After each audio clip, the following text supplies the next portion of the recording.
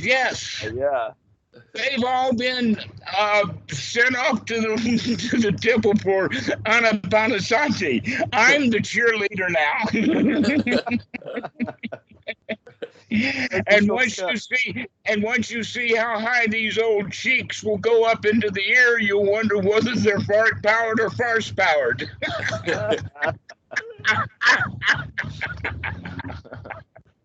Did we record that? Yes, Yeah. actually we did. That made it on unreal, yeah. So, here's what's going on. We are on Reddit. Mm-hmm. Danny is on Reddit. I'm just hanging out, watching the show, Mm-hmm. making a comment or two from here to there. And the issue for Danny came to, how can I argue with this guy who is so adamant about rebirth? And that's basically what's going on for Danny right now, is he's got this guy, and it doesn't look like that he's got any real deep Dhamma knowledge. He's just read it someplace. And in that regard, he's kind of turned Buddhism into the Buddhist religion, and that's very, very common in the West. Mm-hmm.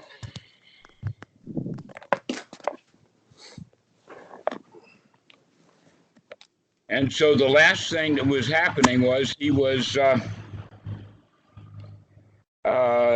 saying that the Buddha taught rebirth, get over it, was his statement basically. And we asked him for proof, and he said he didn't want to play that game. And so we have to now challenge him somehow to let him know that you can't make an extraordinary statement and just let that statement stand simply because you allow it to stand in your own mind. That one of the things that's very interesting is in modern times, as people in general get better educated, they tend to get some science, some physics. They begin to think for themselves. In fact, the whole quality of education, when it's done right, is that it forces the young child, even though I don't recommend that they do it like this, but the way that they tend to do it is that they force the young child out of its habitual state and make the child pay attention. And in that regard, the child has to start using the frontal cortex, which for most children is not ever woken up. And for many people in the whole population, it's never woken up. In fact, I saw it just again today. I saw it months ago, but I saw another version of it to where this video that is actually talking about neuroscience. They got neuroscience in their literature and all of that, and logo and marquee.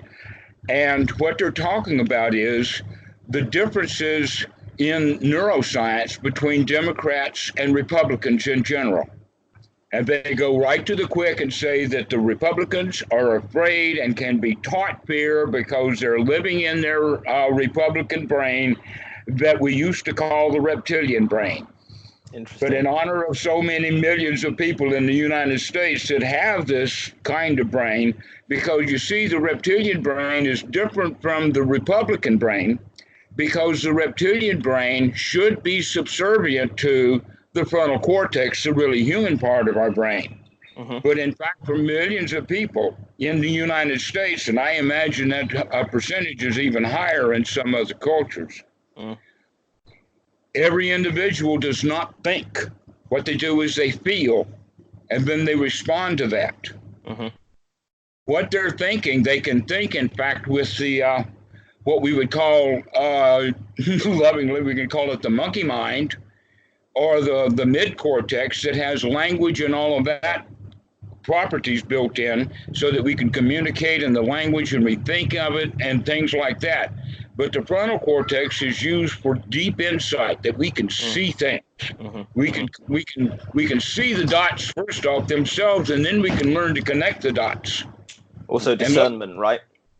Discernment, precisely. It can also be called reflection. Mm-hmm. Mm-hmm. But whatever it is, we're getting that frontal cortex operating so that we can see the way through things clearly and correctly. Mm-hmm. All right. So with that, many people, as a new generation gets educated in a certain way so that they begin to think. And also they're confronted with how much suffering there is in the hypocrisy of religion. That Christianity is literally falling apart as we speak right now in the United States. Yeah. And it appears that a lot of the people are getting interested in Buddhism right at that same time. And I say, who's doing any polls in Buddhism of how many people have been a Christian in the past 3 to 5 years? And because it would be very interesting. Or so perhaps what happens? Not necessarily even a practicing Christian, but just coming out of a culture in which the Christian mythology is strong. Precisely. Yeah, for example. And not only just the Christian mythology, but the wider umbrella of magic. Right. The Christian mythology is just another aspect of magic. Including suffer now, reward later. Precisely. That belief in karma. Yeah. If I work really hard now, later I'll get the benefit of the rewards. And that's, again, magic. It's a bait and switch. It's perpetuated on society by society, and everyone is caught in it until they realize that they don't have to be. But they can come out of all the lies that they've been told. But that takes a whole lot of frontal cortex operation. We got to start thinking. And surprisingly enough, that's what Anapanasati does, is it really helps people to start to think. That's why it's also called insight. The insight is the actual putting the dots together so that we can see what's going on. Yeah. And could it be said that getting the mind fit for work is the stage of coming out of the training that's already been done? Kind of coming back to neutral, so to speak, where you can actually start to see things clearly. Well, within the context of Anapanasati, that state also requires a state of sukha. Right. That is backed up by the piti that comes from the winning, so that we say, okay, I can do this. Right. And then we get feeling really good about it, and then we rest in this state of sukha so that we're satisfied. Yeah. In the case that we're satisfied, and we want to remain satisfied, means that we can see things that we don't like and still be satisfied if we're fairly good at staying in this state, which is called by Bhikkhu Buddhadasa a mind fit for work. And the Buddha calls it jhana. Right. Because by default, due to our training, we're in a state of dissatisfaction. And while we're in that state of dissatisfaction, we're going to continue to run around and try to grab things to antidote. Precisely. And not only that, we're not even thinking clearly. We're still going by habit. Yeah. Operating from the reptilian or Republican part of the brain.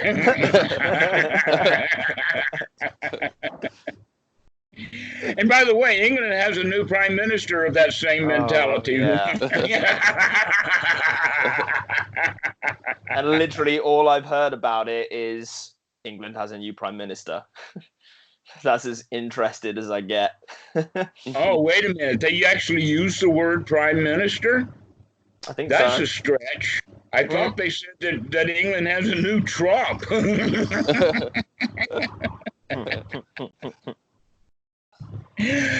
But anyway, those are the people that can be easily manipulated with their fear. People who think through things. All right. Another one is that the reptilian brain assumes that there's some sort of authorities, because as children we start with an authority figure, our parents, and then we continue along with that authority. Somebody must know better than I do, to where everything about the teaching of the Buddha is, hey man, you got to figure this crap out yourself. You Right. got to come to your own conclusions and come to your own bliss and joy. Yeah. There Yeah. ain't nobody Yeah. going to do it for you. Right. And this is right where I'm at. Let's take a Right. 5-minute laugh pause here. Yeah. and here's where the issue of the sutta knowledge feels so important, because currently it feels as though I'm leaning on you for that. So you still have some kind of authority. It's easy for me to say, well, Dhammarato knows.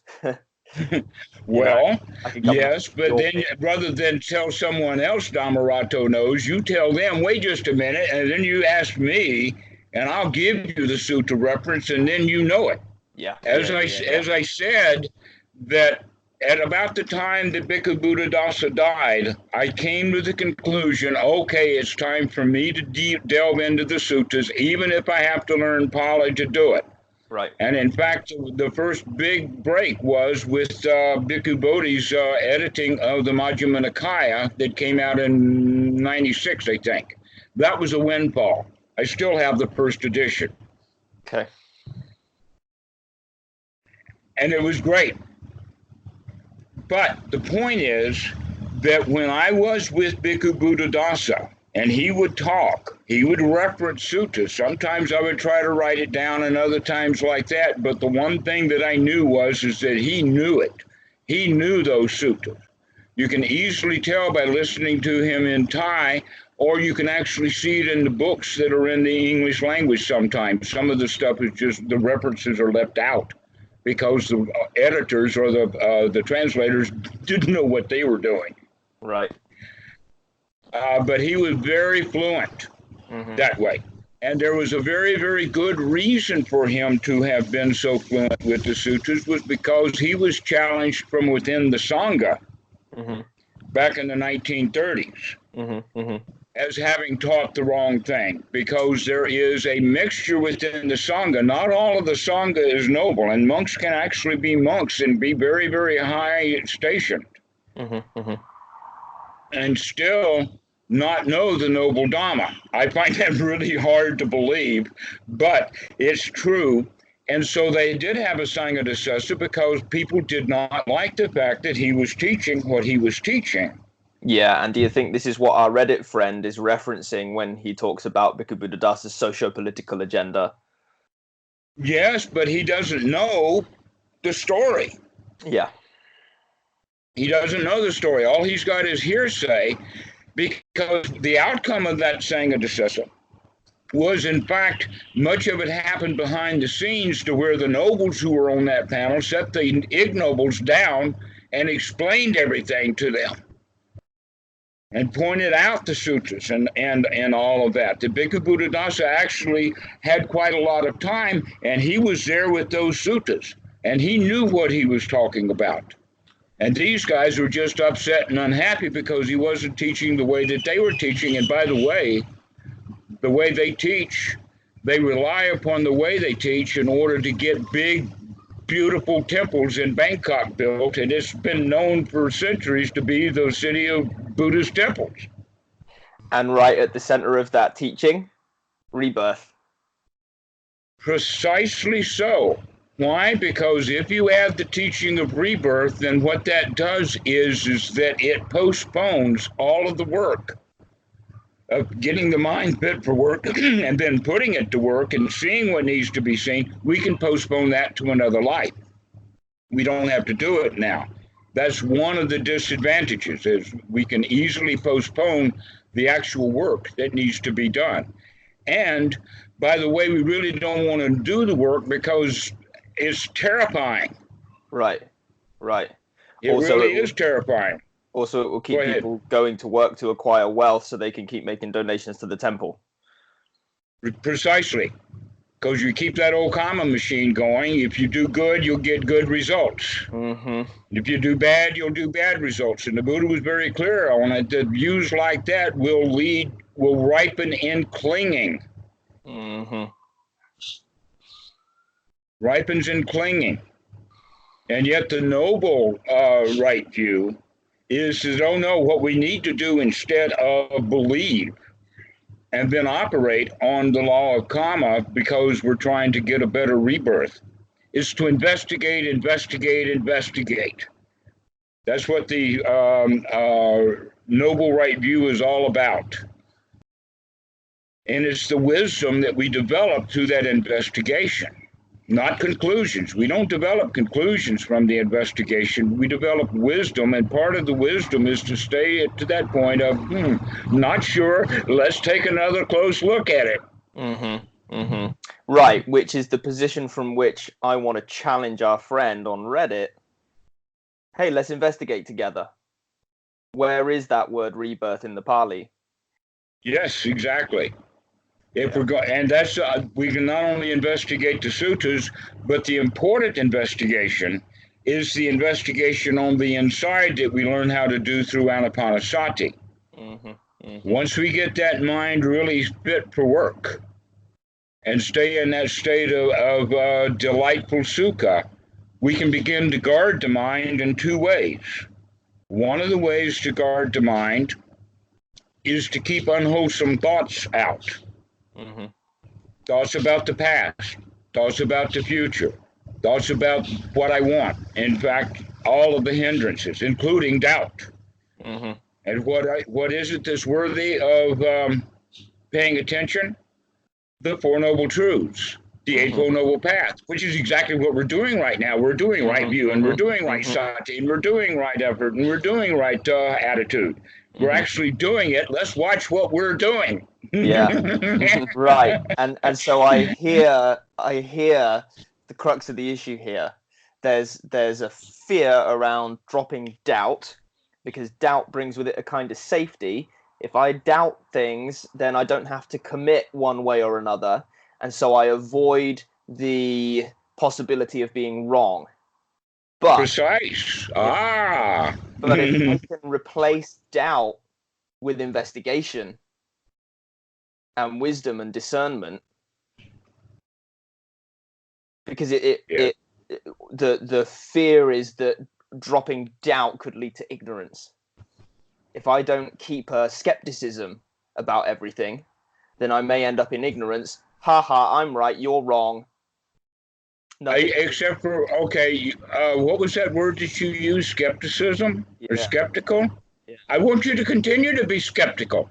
That's what, skepticism is exactly, you see, part of the reason that I would say skepticism is good is because it doesn't have the feelings that doubt has. You see, doubt is a cloud. Doubt is a hindrance. Skepticism is exactly not doubt. Right. And we doubt is, in fact, here's an example of skepticism is when you're in a haunted movie in a haunted house and you hear a haunted thump in the night, and all you have is skepticism. You want to go look for cameras. You want to go look for a smoke machine. You want to go look for movie making equipment. You want to go look for all kinds of stuff because you're skeptical about what they're doing. Doubt is, in fact, when you hear that thing go bump in the mind, you go, oh, what the hell was that? Oh, my goodness. Oh, this must be a horror movie or something. Okay, you see the difference between doubt. And so, hey, we could say doubt comes up out of the reptile brain. Skepticism is a function of the frontal cortex. Precisely so. Great. This is good stuff. Yeah, this is a really important distinction for me. All right. So in that regard of, now that we're going to start watching thoughts to make sure that we only have wholesome thoughts in the mind that are associated with the Four Noble Truths, and most specifically, how those Four Noble Truths fit into what's going on right in this very moment. In the sutras, it talks about it that this is dukkha. And you can see what the Buddha is doing with his hands when he says, this is dukkha. And you can see what he's doing when he says, this is the source of dukkha. Actually,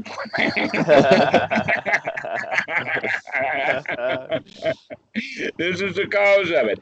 And this is the end of dukkha.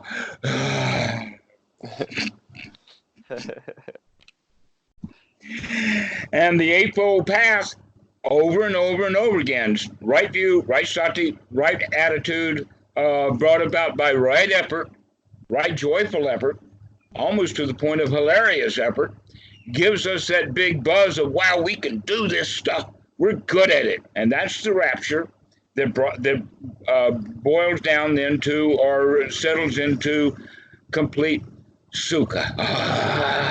This is the third noble truth. From that state now, we're going to watch the mind. Mm-hmm. And we're also going to watch it in more than one way. We're going to first off watch it in the sense of thoughts, like we've just displayed, but we're also going to be watching it in the sense of deep feelings as they arise. The old, here's the thing that's in the English translation of the Pali, it uses the Pali word sita sankara, but in the Thai language, the sita is translated as jai, not manu. And in that regard, what we're meaning here is that it's in the Thai language would be the heart sankaras.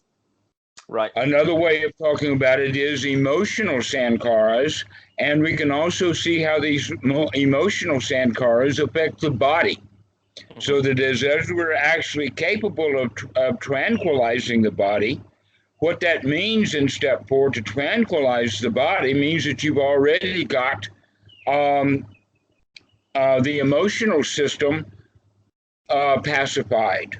Mm-hmm.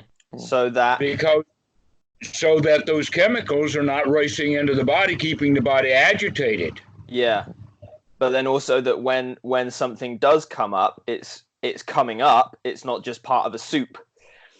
That's the best part of it, that once we get down into this state of sukha, now we're going to be on guard for what comes up in the sense of emotions. Yeah.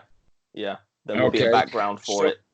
Right. So this is actually a good time for the young monk. Now that he's got his mind trained well, we're going to send him over to the morgue. Yeah. Or send him over to the, at least do this much, go get a pup tent or something and go spend the night in the cemetery. Mm-hmm. And see what comes up. And see if you don't say, wait a minute, I want some rebirth.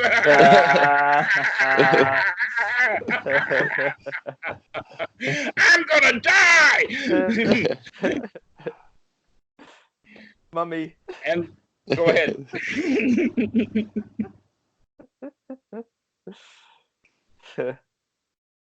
So this is why the Buddha was big on charnel ground.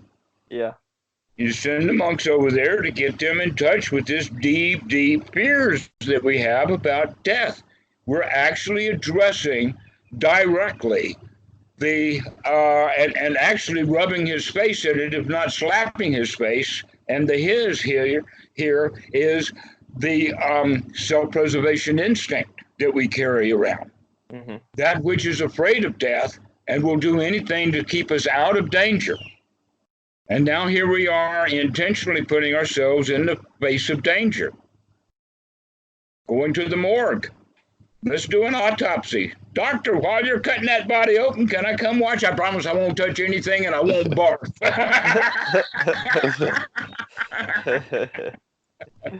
And let's see what's going on with these dead bodies, because I am one of them in preparation. And could we say that the retreat center is about encountering what happens when the world kind of dies? Yeah, when the world dies. That's why when they go, it says, okay, your cell phone, all right, your pocket watch, all right, your switchblade, I want that too. Yeah, your books, your notebooks, everything. You're here to see your mind.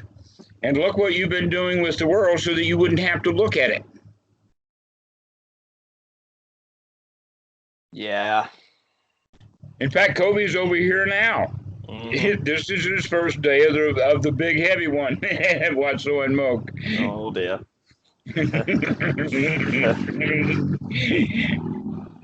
Well, he's been doing them in Burma, so I think he can handle this one easily. Okay. It wasn't his first. Okay. So anyway, it's the fear of death and general fear of anything that we will clutch on to.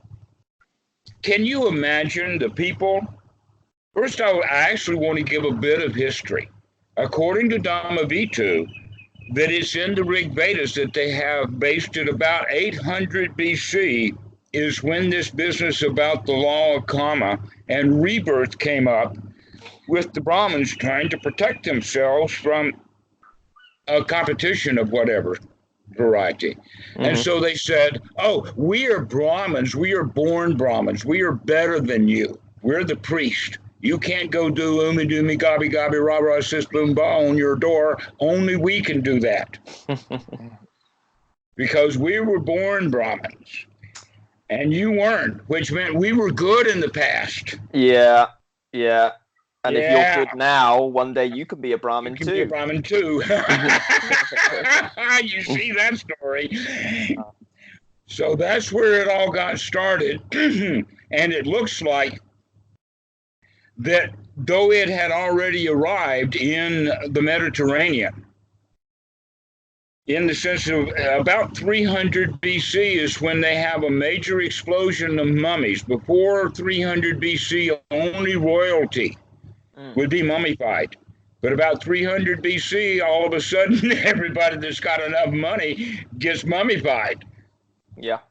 Because all of a sudden now everybody's got a soul, rather than something that has to be invented by the magic priest or something after a long period of time, including building a pyramid or two or whatnot. So that's an important point, 300 BC for the Mediterranean. But still, even in the time of Paul, it wasn't a widespread idea. That in fact, the whole idea of the river Styx and Haiti being guarded by, gosh, what's his name?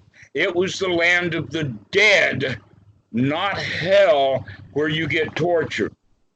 It was the underworld, as in the sense of burying. The same idea was there in the Jewish religion when they had the idea of the Sheol or the grave. And so here's the Christians now saying when Jesus was dead on the cross, all of a sudden, all of these souls came out of their grave and walked around Jerusalem. You know that part of it? So you can see that in that time, the idea was that the dead stayed buried where the body was. And that whatever soul there was, it stayed there too. And that was it. Boring. Well, that was the only kind of stuff there was until Paul came along and he gives the gospel saying, guess what? If you do this little ritual, you can be born in paradise. And so all of this idea of heaven and hell, actually, I think much of it came after Jesus, because Jesus said the kingdom of heaven is within. What does that mean after you die? Well, it's within the corpse. That's where...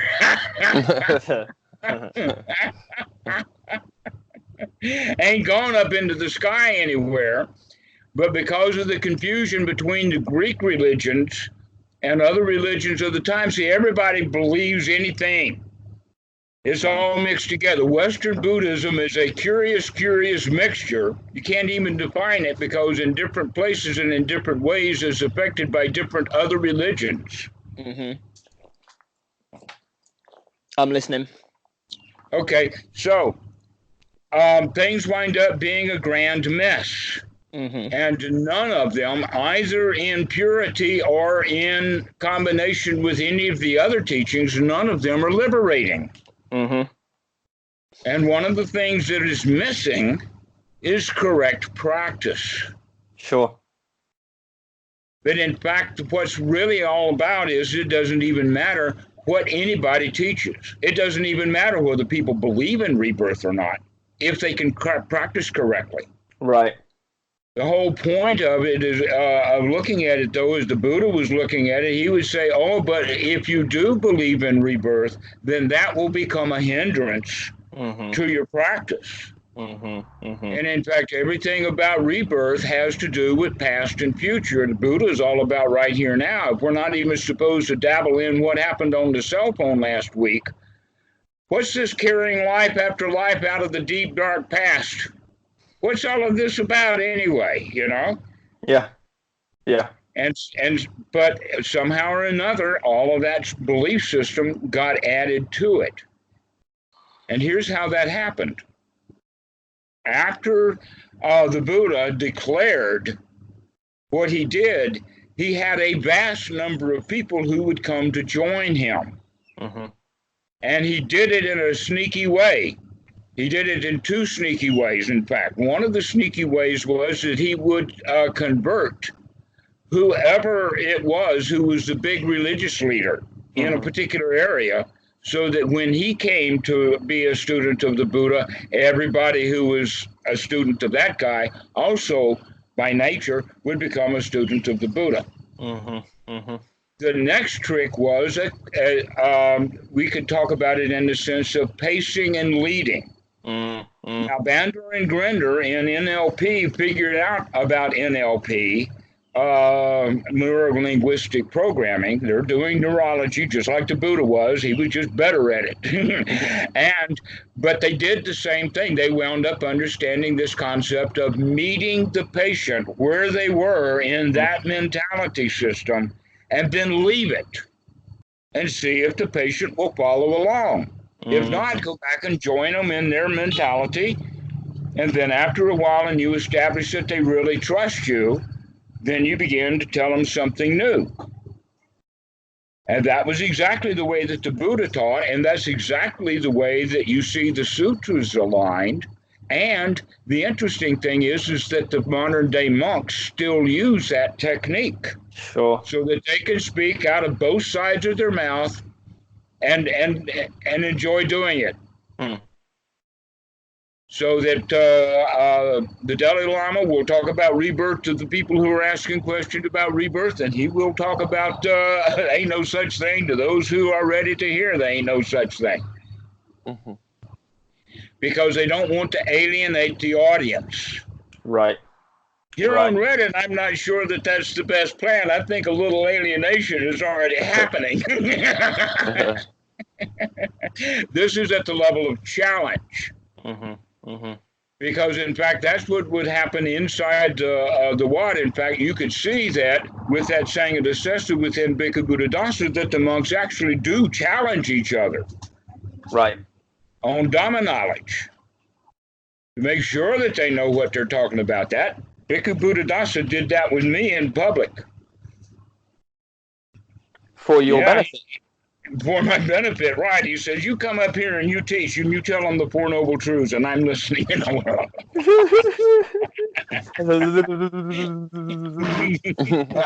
exactly. So, putting them on the spot makes us think, can we do this? We don't have time to prepare much. So the whole point then is that within the Sangha there has been a long tradition of waiting until the young monk starts asking the right questions. When he starts asking the right questions to the right monk, he begins to get introduced to the right Dhamma. She's got ice cream. Ooh. Oh, Kitty's got ice cream, they say.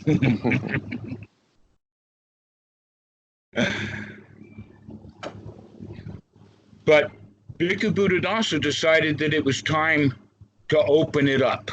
And so going back to that time when they had the Sangha Dessessa, what they were complaining about, that they came to understand that he was teaching the right Dhamma, they still didn't like it because what they actually said, and this is really telling, because it's pervasive, but it was basically they said, you're teaching the right thing, and we give you great credit for knowing the Dhamma that deeply, but you're teaching the wrong people.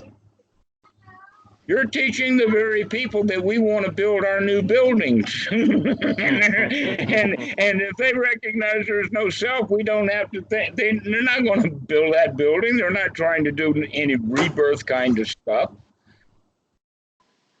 That's ordinary right view. If they do really good by building a big Buddha building in Bangkok, they call them a bod, by the way, the ones that are most ornate, then that's sure to give him not only good feelings during the ceremonies and good feelings that everybody in the temple knows that that old man was the one who built this thing. They can't get along with just that much. Oh no, when I go to heaven, or I will go to heaven because I built this damn building.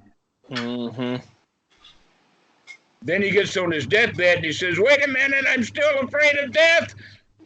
I thought I was being very happy, and now I'm really terrified.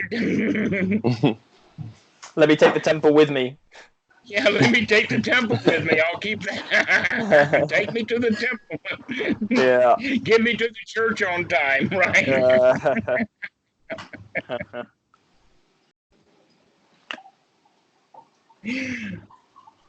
But we shan't get into My Fair Ladies and any of those old musicals right now. You do know the reference. I think so. I know the musical. Right, get me to the church on time for his own wedding, because he's a drunk. What a rascal.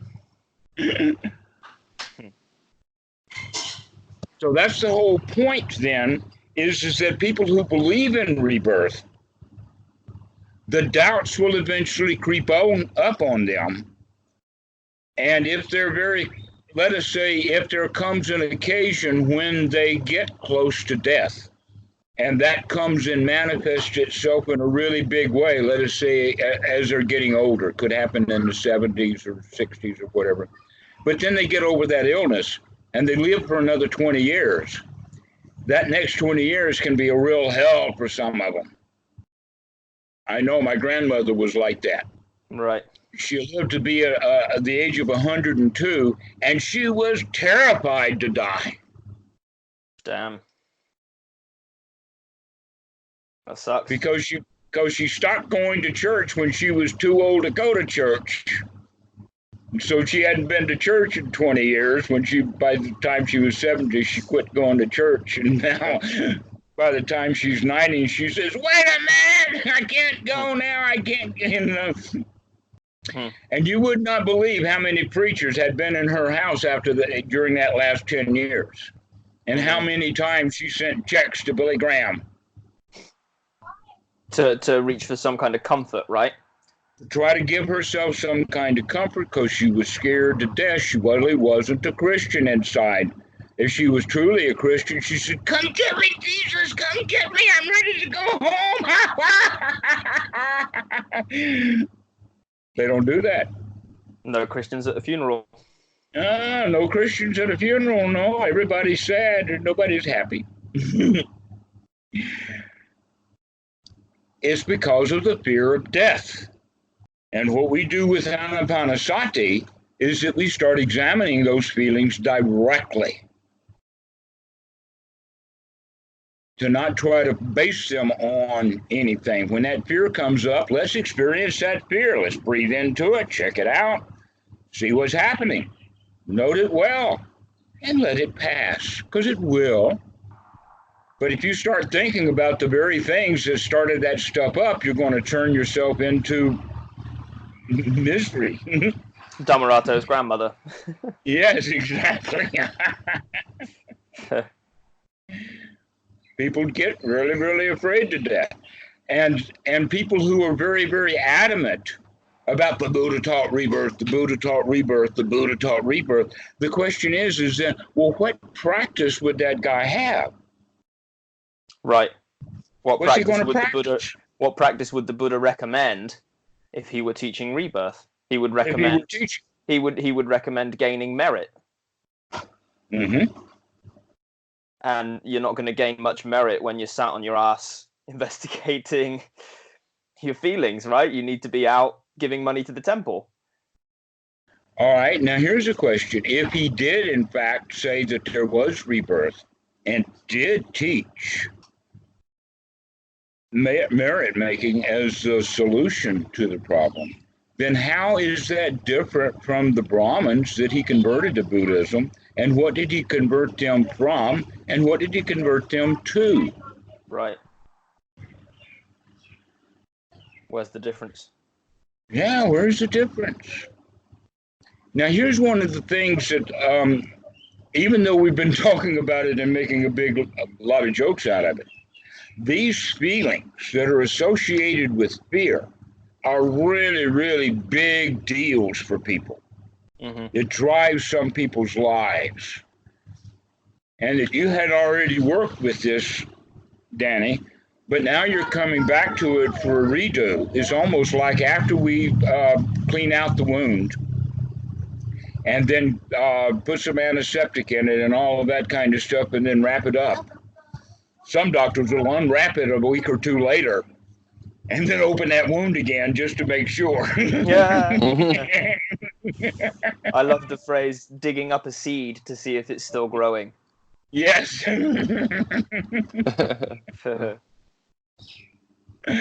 Well, that's what we've got to do.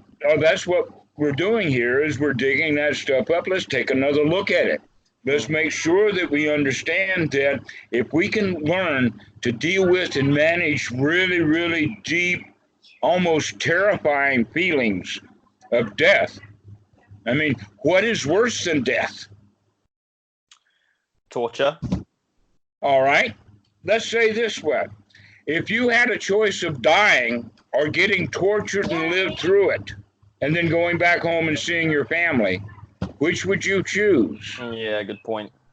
Yeah, good point. Now, there's also the good point. What if you were a CIA agent really well trained in the Goenka technique, and that you felt like a lion, and that you could manage any kind of torture? Now, how do you answer that question? Yeah, easy peasy. Now we say that, let me have the torture. I can do that. Been there, done that. Did it to myself in Goenka's retreat. Come on, Mr. Torturer, Mr. ISIS or ISIL or whoever you are, do your best. I've already done all I can do to make me feel bad, and I can't do it. At least there's some entertainment here. Yeah, right. Because we can really be entertained by being so strong that they get frustrated because they can't hurt us. Can knock us out, but we come back laughing. Quite a skill. Yes, but those skills can be developed. And if they can be developed, then the one who has that skill developed, how is he going to answer the question? To either survive a torture or to die now. And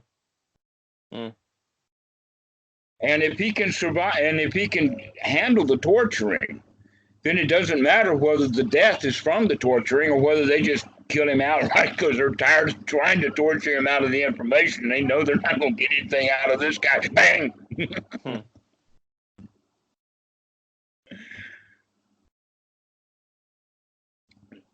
This is, in fact, why entertainment is the way that it is, about who gets shot in movies and all of that kind of drama that goes around with gunplay and everything like that, is because people like to feel those feelings of fear, knowing with the frontal cortex that they're just sitting in a movie. It's a thrill. It's just a thrill, precisely. It's a rush, it's a high. Right. Without actually doing anything about it. Yeah, or of course those who want to go one level deeper will go join in the bull rush or do some kind of extreme sport or, you know. Oh, yes, now I know what you mean, right? I wasn't Moses in the bull rush. I was the guy in the stream when the bulls came down.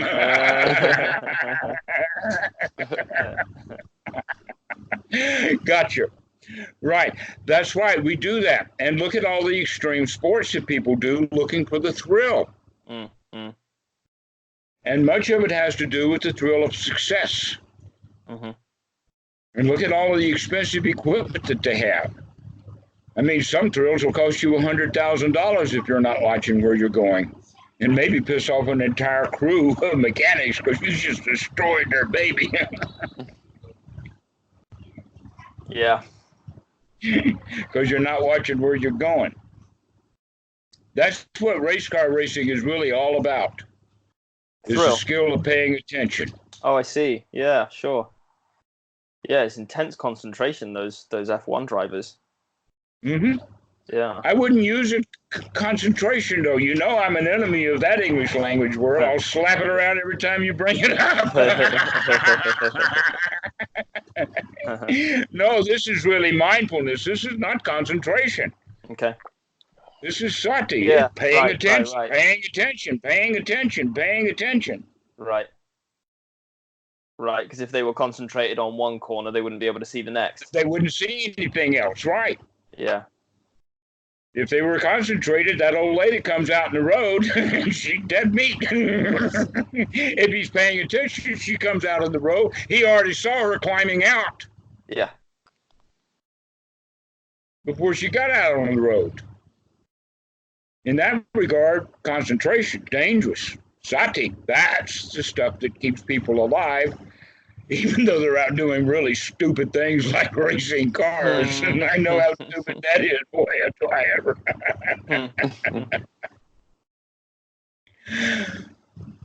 So this fear of death is the big one. But along with it is all of the little fears that we miss out on because we're not watching. Mm-hmm. But ultimately, as we have talked about, now that we've got it, is that I would rather, if I had a choice, be tortured than die. That shows how important this quality of death really is. Mm-hmm. And very few people will actually, well, I'm not afraid of death because I'm just going to come back as a monkey or my pet snake or something, you know. The fear remains, right? So there's the clinging to the belief, but there's still the fear anyway. Now maybe it reduces the fear somewhat. Exactly. You're exactly right. Because deep down inside, those folks know they're lying to themselves.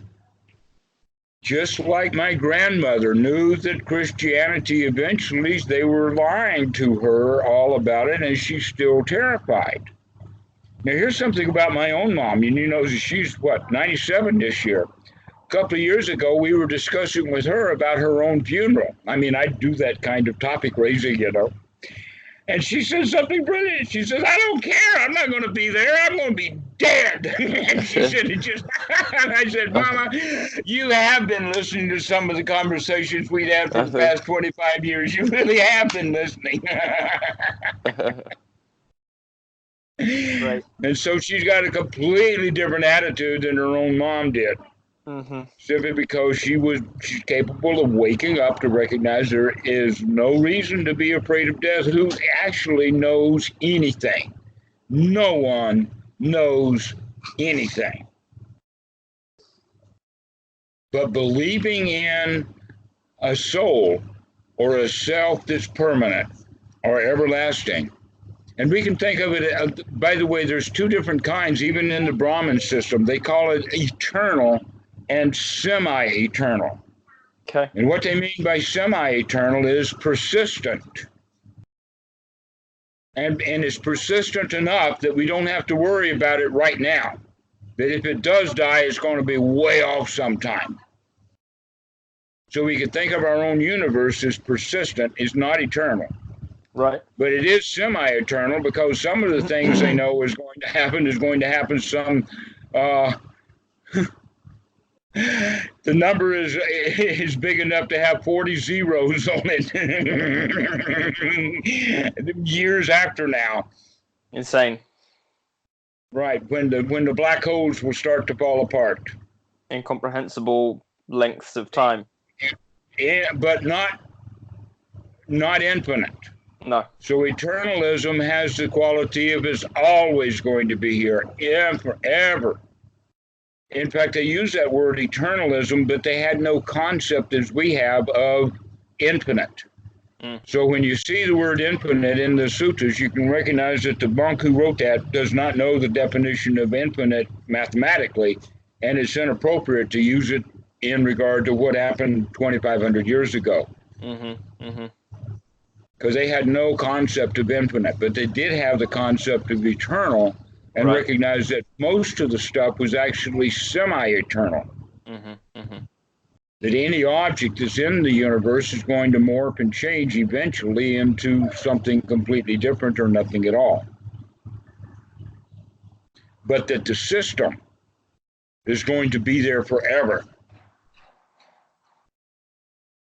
The system. Let us put it this way. Well, in physics terms, we could say that if dark energy is in fact the more powerful, then that means that eventually the dark energy will pull apart the molecules, then it will, everyone, and give it more space to be in. And then it will tear apart the nuclei and leave nothing but quarks, the most fundamental particles, and that's all that will be. And every quark will be so far distant from any other quark that there would be no possibility of anything else. And that this begins a steady state. So it's just going to be like that forever. Wow. But like I said, that's going to be way, way in the future. The other one is the idea that the black holes have enough gravity so that it overcomes. It eventually overcomes the dark energy, and that things begin to collect together in a few black holes here and there. And then the black holes begin to eat each other, and then all of a sudden you get enough of a big black hole that now we can have another Big Bang. Interesting. Wow. Well, that's way off into the future. And so anybody who believes in rebirth has got to understand, at least and at best, they're going to be semi-eternal, not eternal, not possible. Even the Brahmans understood that.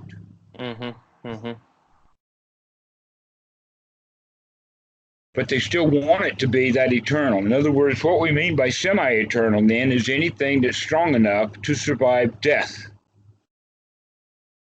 And yet physics shows us that there are only two qualities of existence, energy and matter. Einstein put them together, E equals mc squared, and that's the whole show. With matter, we know that there's four kinds of forces that affect matter. Electromagnetic, gravity, the strong nuclear force that keeps the nuclei together, and the weak nuclear force that keeps electrons spinning around a nucleus at whatever valence that they're going to be at, which gives rise to our understanding of quarks.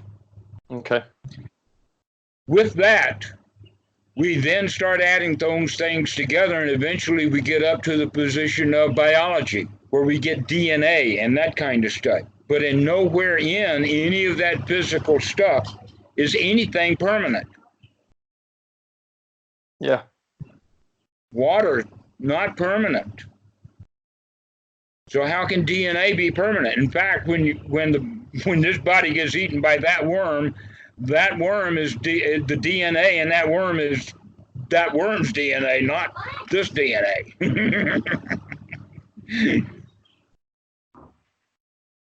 That's just the way that things are. Anicca vata sankara, everything changes. So that we have to recognize that if something dies, it dies. That's what we're talking about.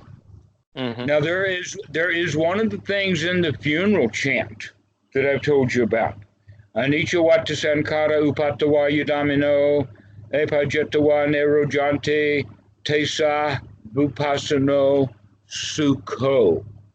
Vipassano is the passing away, and sukho here it means the highest bliss. So no matter how much peace you can get out of anapanasati, that ain't nothing compared to the peace you're going to have when you're in pieces. Except you're not going to have it. Except that it's not going to be you that has the peace. That's right. You are dead. And that's the peace. There's nothing left of it. And realizing anatta fully, I suppose, is somewhat equal to that. That Explain. That it's falling out as I speak. That we don't have it. That there's not a me that has it, whether it's the peace that comes with death or the peace that comes with no self. Precisely. And in fact, if you look at the self as in the Buddha's way of looking at it, the self is the owner when there is ownership. It is the clinger when clinging has happened. With walking, there is merely walking, there is no walker. But if the walker stumbles and falls down, or in fact, if that which is walking falls down, there may be a walker created. And we're into paticca because samuppada. he does not like the fact that he fell down. Yeah, he's embarrassed. He's hurt. He's embarrassed. He's hurt. He's clinging. Yeah. I wanted to be walking, and I wasn't walking. Now I am flat on my face. And so that's the creation of the self. And there's lots of time throughout the day that there is no self and there is no selfishness. But when it's created, my, is it painful. So this sits really nicely with this insight that I experienced yesterday. I was sitting and I was observing sensations that I've taken to be a subject. And I realized that if I'm able to experience it, actually it's an object. But I've called it a subject. Now, if it's all object... I get it, yes. Right? If it's all object, that means there's no subject. If there's no subject, there can't be objects. So it all just falls apart. Yeah. It's all both subject and object, or it's neither. I object to your subject.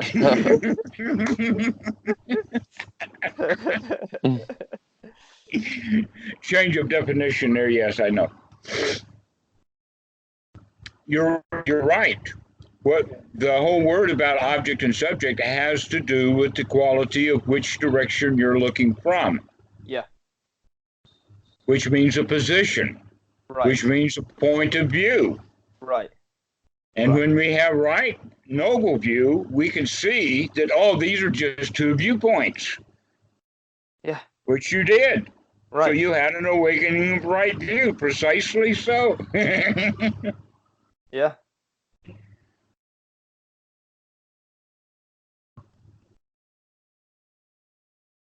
And in that regard, how can anyone then massively, I mean, they really do, they cling to the belief in a soul. Or, and to use the word soul, I think is better, because in the Mahatma, Mahatma Gandhi. Do you know what the word Mahatma means? Well, I kind of know what Atma means. Well, Maha, Atta. But they just put it together, okay? Yeah. But Ma, okay, so Atta, that's the soul. And yet in English, we translate it to a self. Yeah. And I think that the students of Buddhism would be much, much more, let us say, prone to take the Buddhist teachings correctly if they would stop translating Atma or Atta in, and by the way, Atman is merely the dative case of Atta. Okay. Just like they and them, we have roots of that in our own language left. And you can see it in the dative case, Buddham Saranam Gacchami. So now Atam and Atta are the same. In fact, Adam. Right. That's it. That's the word right there. The self, the first man. Adam. Also atomic in the sense that it's singular. It's soul. Okay, and if we would stop using the word self completely, change all the books, and take the word self out and put the word soul in, it would be much closer to the teachings of the Buddha because that's what the whole issue is about. And yet we get all of this confusion about whether there's a little self or a temporary self or this, that, and the other thing that's based in language now. Yeah. And the real issue is not about whether there's a self or not, it's whether there is a soul or not. Yeah. Right. And that there is a clear connection between the soul and selfishness. And when the clinging becomes the clinger, that's actually the rise of selfishness. Or when the walker, which doesn't exist and only the walking, when the walking thing falls down, then the self or the selfishness is created. Mm-hmm. Mm-hmm.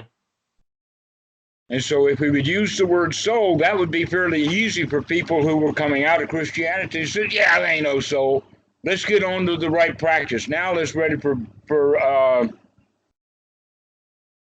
anapanasati.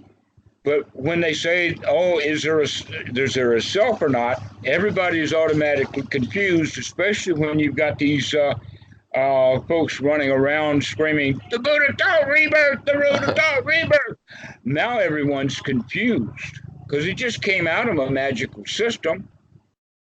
Christianity, or the society we live in. If you think the whole society isn't magical, think about whatever government that you're under.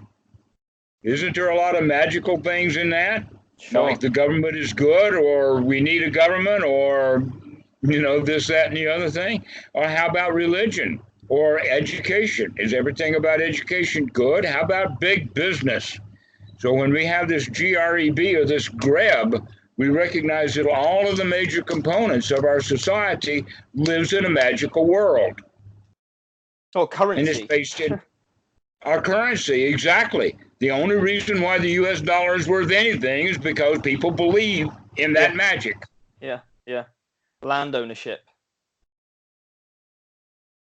Wow, are you being sharp today? Yes, the American Indian in me understands that one completely. Oh, yeah.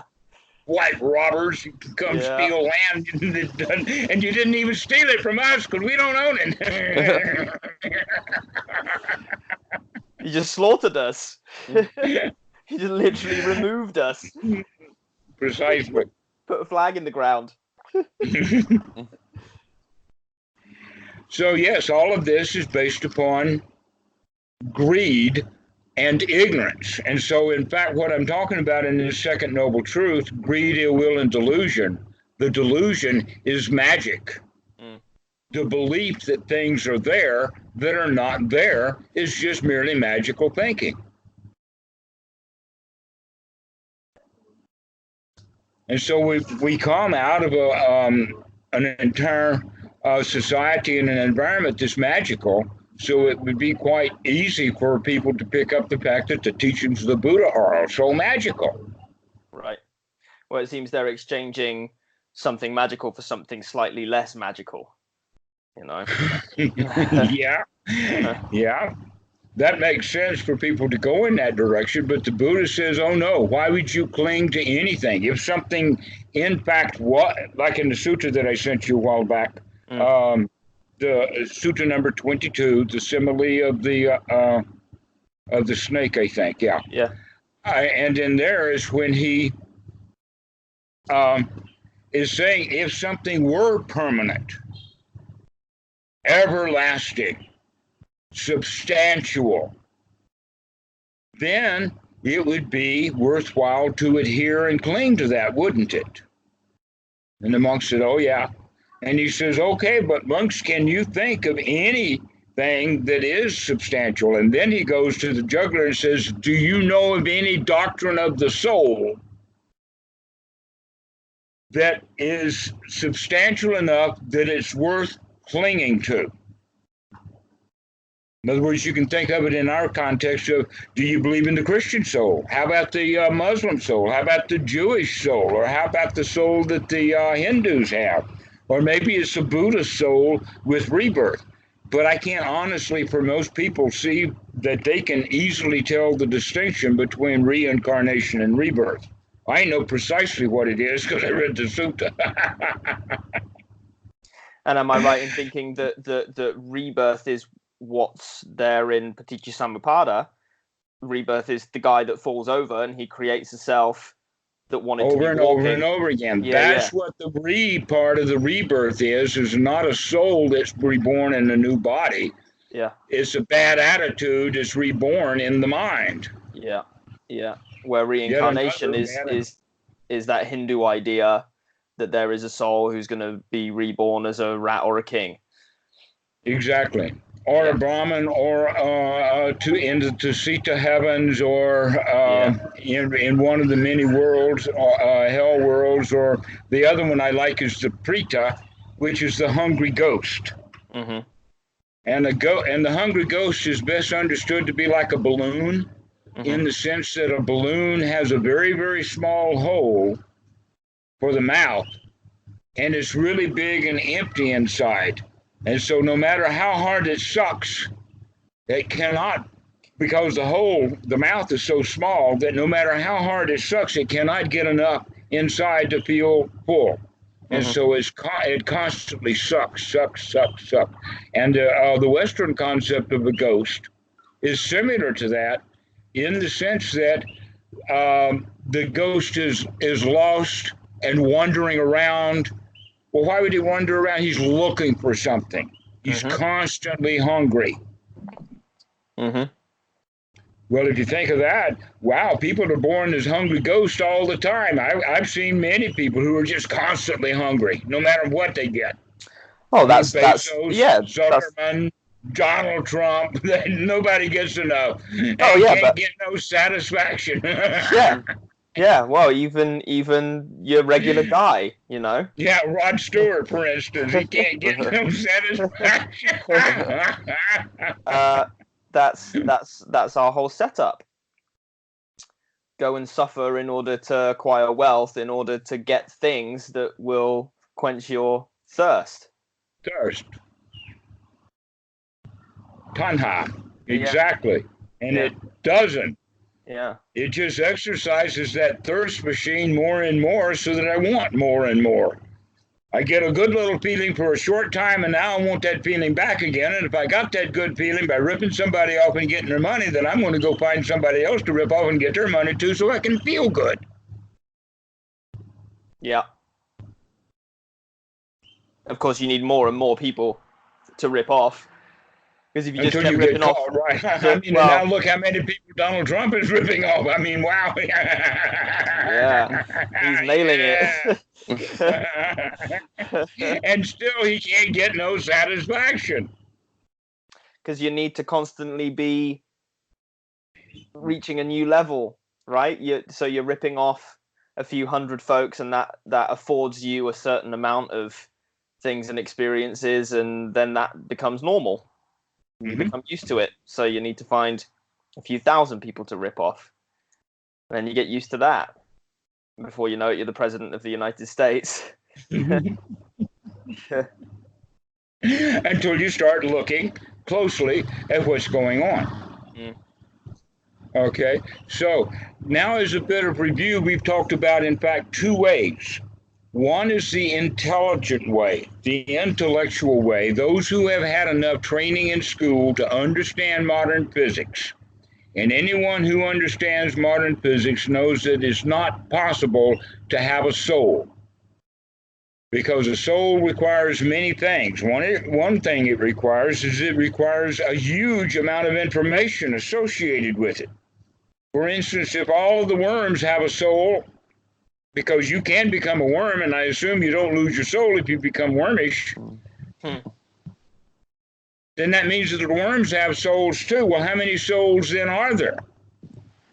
Something like 10 to the 20th power? If that's the case, then that every soul has to be unique, at least to that degree, so that you can plug that soul, whatever it is, into some soul-searching machine, and it comes up with, oh, now we know who you are. Imagine when you have a nuclear bomb go off and 100,000 people die within 1 second. How is the poor karma machine going to sort all of that out? Oh, well, it's the karma machine, Dhammarato. It's magic. It's a magic machine, exactly. And so we've got it nailed. that physics shows that there's no possibility of a soul. Mm-hmm. Now we've also done the Anapanasati, and we've done the Paticca and we've all looked at deeply at what's going on, and we recognize, oh, this has to do with fear and selfishness, and a self is created when we grasp and cling, and therefore there cannot be, by my own investigation, and I've looked at great detail, ain't no soul in here. Nothing but a bunch of process going on here. What reason would you have to believe in it? Oh, I'm afraid to die. Yeah.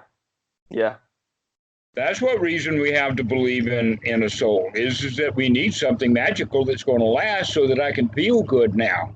I can delude myself into believing, but I won't continue to be able to delude myself until I'm actually dead. Someplace along the line, I'm going to wake up in great misery and fright, because I don't really believe deep inside that the belief in rebirth wasn't that strong. There was still always doubt. We haven't done a really thorough investigation, and only with a really thorough investigation can we ever eliminate doubt. So anybody who believes in rebirth is full of doubt. They just don't want to tell you. Mm-hmm. They don't even want to look at it until it eats them alive. So now we've got it down to two. Here's the third one, and that is the question, did the Buddha teach rebirth? And the answer is, well, we're going to have to go through an awful lot of literature to ever find whether he did or not, or we can do it through looking back at patterns of things. Because in fact, the Buddha's, the Pali Canon is patternistic. And that what we do find a lot of is teachings of anicca, dukkha, anatta. We do teach, in fact, in that very sutta that we were talking about before, in one place the Buddha admits that he is actually been accused of or charged with a teaching that he doesn't teach, and that the teaching that he's charged with says is that upon the death and breakup of the body, the individual is annihilated. And since he's accused of being a teacher of that, a lot of people say, oh, that means that the Buddha actually believes that upon the breakup of the body, that the individual is not annihilated. But that's ridiculous. Mm-hmm. What's really going on is that you see that people were accusing him of teaching atheism, or in the sense of that the self or the soul dies upon the breakup of the body, and that he was never accused of what the Brahmans believed, because he never taught that. So he was never accused, and therefore didn't have to mention that he was ever accused of teaching rebirth, because nobody in those days ever accused him of that. It's only people on Reddit that accuse him of teaching rebirth. And I can see maybe there's something subtle in there, that if he's being accused of teaching that the self or the soul is annihilated upon death, well, why would he teach that? Because actually what he teaches is that there's no self or soul in the first place, so how can it be annihilated? Right, and so the next sentence is that I teach only one thing, both before and currently. I teach dukkha, dukkha nirodha. That's what the Buddha teaches. He does not teach anything about cosmology or magic or anything about a soul. He teaches anatta, no soul, no self. This is the teaching, and it is just so all over the place I don't even know where to begin. Everything about the teaching of the Buddha is all about anatta and how to get free from your delusions about it. And yet we have people who believe in rebirth. Why is that? I think a lot of it has to do with the translations that we're dealing with in English. Yeah, sure. Using the word self rather than soul, using the word jati in Pali and translating it directly as rebirth, to where the word jati doesn't mean rebirth. What it means instead is birth, but it means birth kind of way as we use the word birth of the blues. Okay. Okay. Or airborne. Okay. Okay. That's the kind of word that it uses. And in English, in no case would anybody ever translate the word birth out of English into some other language using the word rebirth. Right. We never would confuse the word birth from rebirth. In fact, because I was in the Navy, when I hear the word birth, that means where do I sleep? Yeah. Where's your berth? And that's the way that the word is used in English. So it does not, there's no concept of rebirth in English. Why would a translator, who shall remain unnamed, translate it into the word rebirth? Because he's scared. Because he believes in that stuff. He has not made that first leap. And surprisingly enough, that's how the Buddha said it, until you get to the point about understanding personality view, understanding that there is no self, you cannot make any further steps along the path. That the second step on the path is Sila Bhatta Paramasa. If you cannot see your own beliefs in magic, how can you see the magic that's in the society? Yeah. And then the third fetter is doubt. If you still believe in rebirth without any evidence, you're always going to remain in doubt. It's only when you think things through with physics and then do a thorough investigation of the Dhamma, of your own mind, and then maybe a bit of investigation of the Dhamma, number 3, only then will you become free from doubt. Yeah. And when one is completely free from doubt, and completely free from magic of the society, and completely free from the your own belief in magic, that is the hallmark of, let us say, the midpoint in Sotapan between the path of Sotapan and the fruit of Sotapan. There's more to do to get the actual fruit, but this is the point when we recognize, I understand now for sure that the way that the Buddha teaches and what the Buddha teaches is right, correct, true, and it's my choice of the way I'm going to live my life from now on. Mm-hmm. Significant. And also it's got a lot of shraddha, it's got a lot of confidence built up from the success of being able to do anapanasati and getting the mind straightened out and being able to see deeply into the mind. Mm-hmm. Mm-hmm. And so these things build together. And you can see now that if the student never gets to the point of seeing that there is no soul, then they don't even know how to practice. There is no practice to be done. Merit making. Yeah. But that's not going to eradicate doubt. Yeah, because even if you are someone who believes in reincarnation, you're not going to be able to prove it for yourself until you are reincarnated. And then you won't know because you ain't there. Mm-hmm. You're dead. So how will you know whether you're reincarnated or not? And if you're looking back on your own past, I mean, most people can't even remember what happened most of the time when they were 6 years old. Mm-hmm. Very few can remember what happened to them at 3 years old. Beyond 3 down to 2 and 1 year old, almost nobody. In fact, nobody would believe anybody who could say, oh, I remember when I had to be changed. A lot of kids will remember, I remember when you made me potty train. I'll get that one. But going to the point, I remember when I first sucked that tit. I don't get that one. But I do like the one about when Dr. Young birthed me, he pulled me up by the heels and he busted my butt and I let out a scream and I didn't stop screaming till I was 35 over at Watsu and Moke. But that's a joke. I don't actually remember, but it was something like that because I, in fact, did not stop screaming until I was about 35. Yeah. So we don't even remember what happened to us when we were kids. How can we expect that the thoughts and feelings and memories that we conjure up out of the deep garbage of our own mind, how can we convince ourselves that that was in fact a past life? Mm-hmm. And yet when people do have past lives, oh, I was Cleopatra. Oh, I was Napoleon. Prove it. No, Prove it. you were a worm who thought it was Napoleon, and you still are.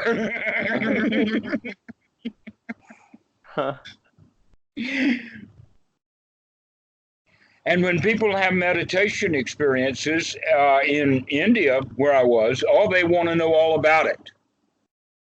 But if you have a good Buddhist meditation teacher and you talk about those kind of experiences, says, okay, never mind, start again. Forget all of that. Be here now. Because it's all just fabrication anyway, right? It's like, well, you could investigate its validity, but all you can conclusively say about it is that it's something that's happening in the mind right now. Exactly. Even if you were remembering something that actually happens, the experience right now is it's just a memory. Yeah. And that you cannot verify that memory. Yeah. So why put any significance to it? That people, in fact, remember things that never happened often. Uh-huh. One of my favorites was that I remember the time when my grandfather planted that pecan tree right out there in the middle of the yard. I was there. I saw him with that shovel.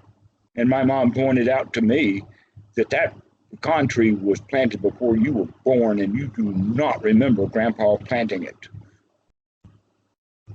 Yeah, it took me years to figure out that she was right because she was there and I was wrong because I was wanting to remember something that never happened.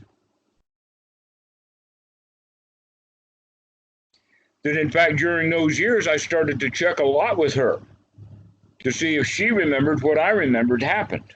Because I needed verification now that I'm proving to myself that half of what I remembered in childhood didn't happen at all. I made it up today. So if I'm making up stuff today about what happened when I was a kid 60, 70 years ago, then when people have rebirth experiences, are they not doing exactly the same thing? Doesn't matter, because there's no way of proving it conclusively either way. And therefore the doubt remains. Yeah. Unless we just give up on that it has any significance at all. Never mind, start again. Let's come back to the present moment, enjoy the moment. So this is the way that we look at the whole thing then, that there's these, to recap, we have physics, we have our own investigation, and we have numerous sutta cross-references about what the Buddha actually taught and did not teach. As far as I can see, that's a triple whammy. That's a winning bet. And when we add in, when we add in the idea that he was pacing and leading, that he was teaching people where they were, that he was, like you said, teaching the Dhamma to people who believed in rebirth, being a different thing to teaching rebirth. Right. Precisely. So, Wayne, do you have any questions about this little diatribe?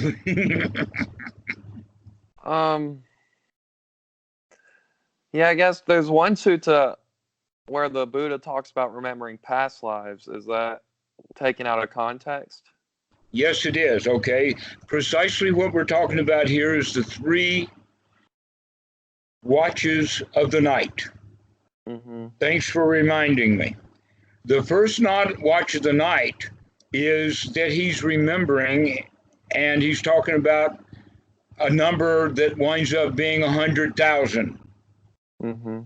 Now, this is a significant number because he's talking about names, spaces, places, parents, all of that kind of stuff. And that normally, at least in the U.S. Navy, a watch lasts 4 hours. So I assume that the watch in ancient times, that we're talking about basically about 4 hours, maybe 5, something like that. But if you did, let us say if you had a movie reel, that you had one life on each frame of that movie reel, and you ran that reel at 1 frame a second, it would take 27 hours to see every one of those past lives. Obviously, this is some sort of metaphor. We got to understand that this is a metaphor right from the get-go. The second watch of the night is the comings and goings of beings. The third watch of the night is when things get put together, and that is that his third watch of the night is the understanding of the taints. In other words, this is the process that he's going through, especially with the coming and goings of beings. This is the process that he went through, Paticca Samuppada, when he was becoming enlightened. Now, there's another sutta, in fact, the Brahmajala Sutta, and I invite anybody who wants to go to see that in the Brahmajala Sutta there are 61 wrong views, and this first watch of the night is one of the wrong views, and the wrong view is to take that stuff, not that it happened or that you can see it, but that you think that it is your own past lives. That's the wrong view. But the Buddha didn't say that because I had all of these memories of the places and things and all of that kind of stuff, does not say, and therefore I teach rebirth. Right. He was talking about the experience that he had. And so he's not teaching rebirth there. What he's talking about is his experience. And many people have experiences that can be understood to be past lives. Other people will have similar experiences and know immediately that I'm just dreaming right now. Okay. So the next one, the middle, is the comings and goings of beings. Basically what he's talking about is, and we can do this, in fact, psychologists are trained to do this, to see the comings and goings of feelings. The comings and goings of a being, in this case, is when people will go into an ego state and back out of it, and into another state and back out of it. It's the coming and going of the selfishness, the coming and going of beings. And it does not mean that Buddha is sitting on some mountain in the sky or someplace that can view all of time, so that he sees not only his own rebirth, but he can see the rebirths of all people. That is not what comings and goings of beings means. And when you take that comings and goings of beings to be that these beings are being reborn as human beings, that's again wrong view, and that's listed in the Brahmajala Sutta. So that's the answer to it. The three watches of the night is a metaphor about what he went through on his way to enlightenment. Not that the first watch of the night is 100% true, and this is my teaching. That's not there, but that's what's assumed. Yeah. Yeah. But when you put it together, you recognize, oh no, what he's really getting at here is the destruction of the taints is what he really finally realized, and how to do that was by watching his own comings and goings of his own being, until he recognized that there is no self. This fits again nicely. Thank you for answering that question. That's a good question. I'm really glad we put that one on this tape. Yeah. This fits nicely with what I mentioned earlier about learning to read Mr. Alexander. He says all kinds of things in those books, and lots of people will take one of those somethings that they like the sound of and say, this is what he taught. There's 20 or 30 mentions elsewhere of something that directly contradicts that one instance. Not only that, but he was probably speaking ironically. That I speak ironically, and I assume people who get the irony of the way that I'm speaking, guess what? The Buddha spoke ironically also. And yet look how many people are trying to read what he said literally rather than ironically, where now we can see, oh, this three watches of the night is one of the places where he's speaking metaphorically. Yeah, our friend on Reddit said something about that the Buddha speaks in metaphor is nonsense. And I'm thinking, well, that's basic educational theory, dude. the use of metaphor. Primary school Who does teachers not use use? metaphor. Yeah, who does not use metaphor? Yeah, The birds are singing is a metaphor. right. Birds don't sing, they chirp. Yeah. And even they don't have a word for chirp. They don't even know they're chirping. Yeah, But the they're birds don't know singing. they're chirping. Yeah, they've got a different language. Yeah. Their language is the chirping. They don't know that we have a name for it. Yeah. Yeah. I have another question. So, All right. the Tibetans, like the Dalai Lama and the other lamas, so do they not believe in rebirth when they're talking about, with their whole lama I system? saw the frown run across your face when you talked about, do they believe in rebirth? Yeah, because that's confusing to me, because I've always taken their, I never had an opinion on rebirth. I didn't know whether it was real or not, but I also thought that the Tibetans believed in it. That was just one of their. That question can be answered both yes and no. And one of the ways of looking at it is like this. First off, and this is kind of funny. Can you imagine that a bunch of monks get a bag of old toys and go marching through the village looking for a kid that they'd like? And when they find one, then later they go back to the mom's door and they say, "Hey, we want your kid. Give us your kid. We like your kid. We want your kid." Do you think she's going to give them the kid? No. Okay. How about if they go with their magical bunch of toys and they say, "Oh, your son is so magical. Oh, we have been searching for this dude for so long and we love him so much. He is the reincarnation of Whoop-de-Doo-Kukama or whatever." And then they have this big bag of toys and they're saying, "We'll prove it to you. Here, let your son pick out the items that used to belong to this Dalai Lama or whoever." And naturally, the kid's going to find a few things that he likes, and the monks are going to say, "See, I told you." He picks out all of his own old stuff, and everybody's saying, "Yeah, right." And so the mom will say, "Well, okay, you can take my kid." All right. So that's the beginning of that story. And the Dalai Lama has actually decided to call it off because the Chinese government is playing Tootsie with that magical belief system. With the Panchen Lama, they started with that. They took the one that the Tibetans wanted. They took that Panchen Lama, and he's been off in seclusion someplace. And now a new Panchen Lama that the Chinese government has decided is the real Panchen Lama. He's now on the scene. And so the Dalai Lama said, "I ain't coming back. I ain't coming back." Now, if the Dalai Lama is saying, "I ain't coming back, I ain't coming back," what do you think that means in regard to, does he believe in rebirth or not?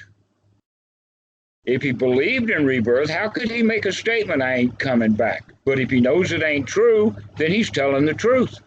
He's bound to the truth. I ain't coming back. Okay, so now we've got that one. Here's the next one. Danny mentioned it in the sense of pacing and leading. The pacing is that you meet a student or a questioner where they are. So if they believe in rebirth, then you give them the benefit of the doubt. You eventually get their confidence built, and then you spring the trap on them and start telling them the truth.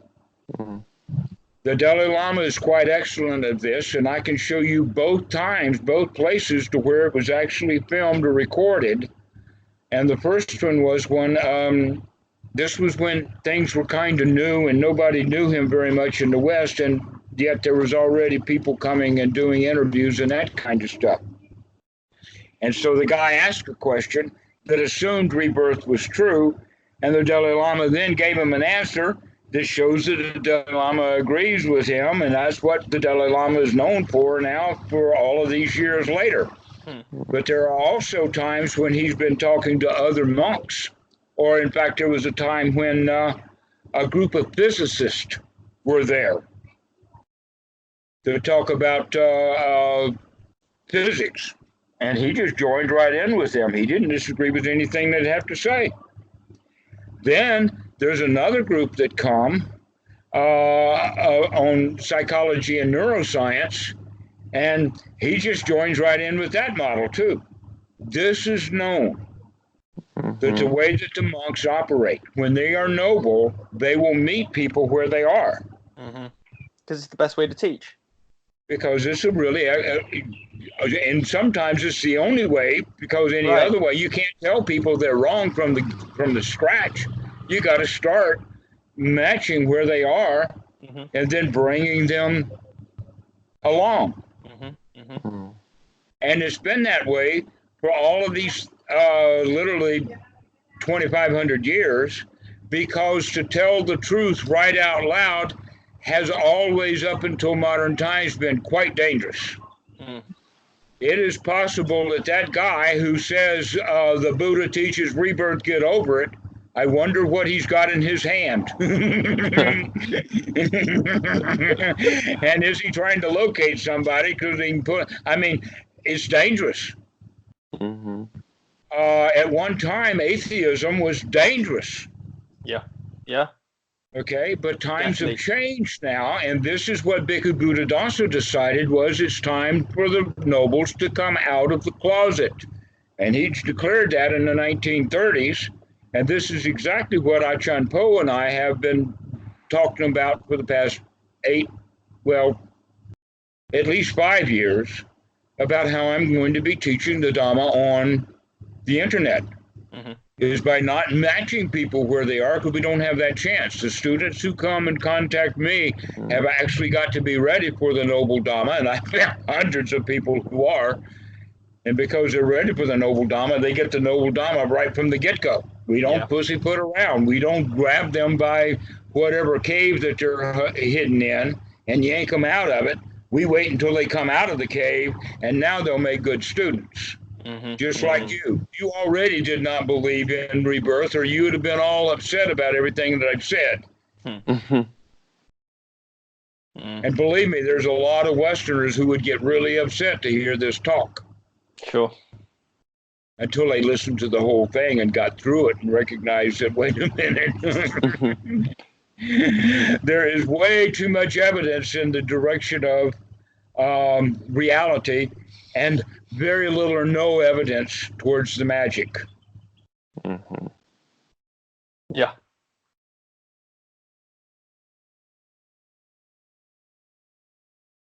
So, do you have any other questions about the Dalai Lama? That was a good one. I like that.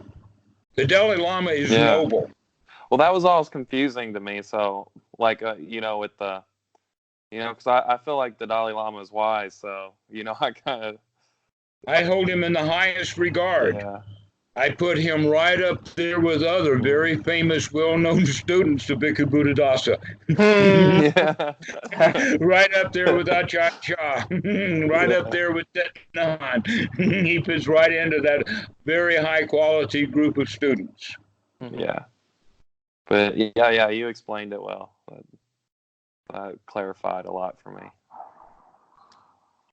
That whole quality of pacing and leading is something that a lot of people don't understand, nor do they understand the irony, nor the metaphor, nor the joy of the release from suffering.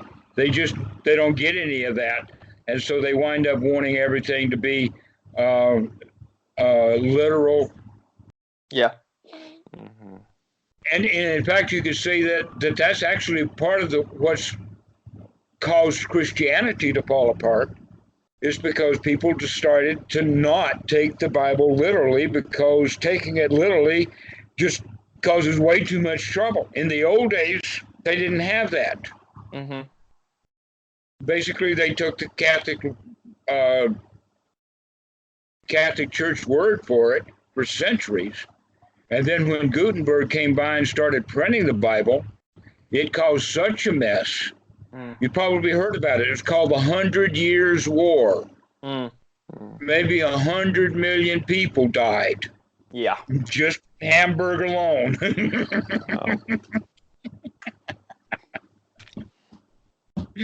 That last one is a joke. I don't know how many died in Hamburg. Okay. Gonna say, surely the population wasn't that big.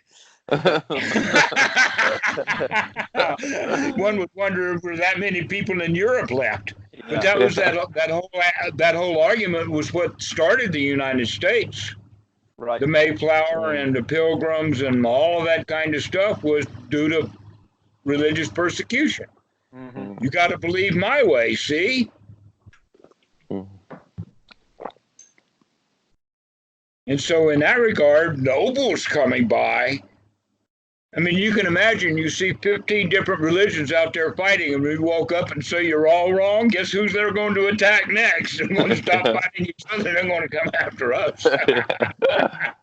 And it's been that way for a long time. But Bhikkhu Buddhadasa recognized, oh no, now's the time. We can actually bring this stuff up. It's actually safe to bring it out, the real teaching of the Buddha. It was okay to do it in the time of the Buddha because he had royal patronage, and he was so wise a teacher that it was fairly easy to see that what he was saying was right, and they got it. But over time, we've had so many people dicking with the suttas. Buddhaghosa is a good example. Turning Paticca Samuppada, instead of a map of the mind, he's turned it into a teaching on rebirth, thinking that there's 3 lifetimes that it takes to go through Paticca Samuppada. And the way he's right, and the way he breaks it up is exactly correct.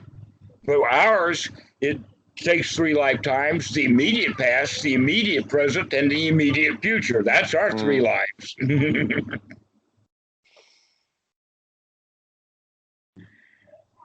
it doesn't take 3 rebirth kinds of lifetimes. It just, that's the way that the mind works. But I do admit that because there have been so many people involved with Buddhism who still believe in the rebirth, they have literally turned Buddha's teachings into a religion and then brought it into Hinduism.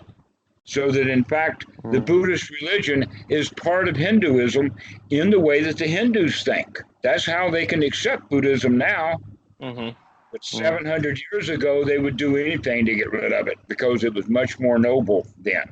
But now they've been able to mash it into shape. Right. Because they killed off, or what nobles weren't killed escaped to China and to Thailand and all over the place, spreading the noble Dhamma the way that you would try to squeeze a stick of butter and watch what happens to it. It just goes every little crevice, there it goes. And so that's how the Buddha got spread. But it got spread to the West by ordinary people. It was not spread to the West by nobles. It was spread by the likes of Jack Cornfield and I.B. Honer and Riles Davies in the early days, and Christopher Humphreys in the 40s, and Madame Blavatsky and her magical tour de force out of the 1880s. It's all been coming magically. And so actually the magic now has pretty well stuck to the point that Western religion, or Western Buddhism, is a magical form of Buddhism without even having a heart of nobility within. To where the Thai Buddhism has that noble heart. And what we're calling noble is supported by investigation. Yes. High class. Doctrine. Not right. It's investigated. It's known because it's seen, not because it's believed. Yeah. So do you think pragmatic Dharma, like the stream entry movement, is that noble, since it emphasizes more investigation and practice versus... Danny's determined to make it so.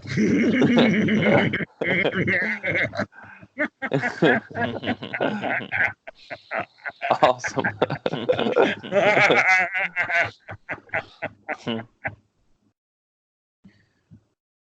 It's good to have a hobby. Yeah.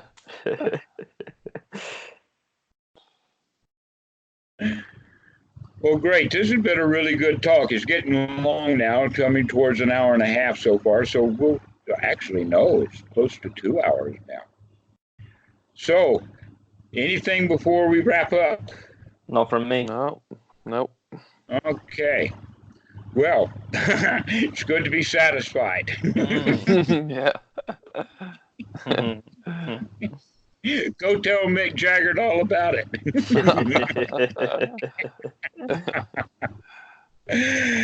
Dear ones, have a really, really happy moment. May that moment last days. That's the intention. Bye, guys. All right, bye. Bye-bye.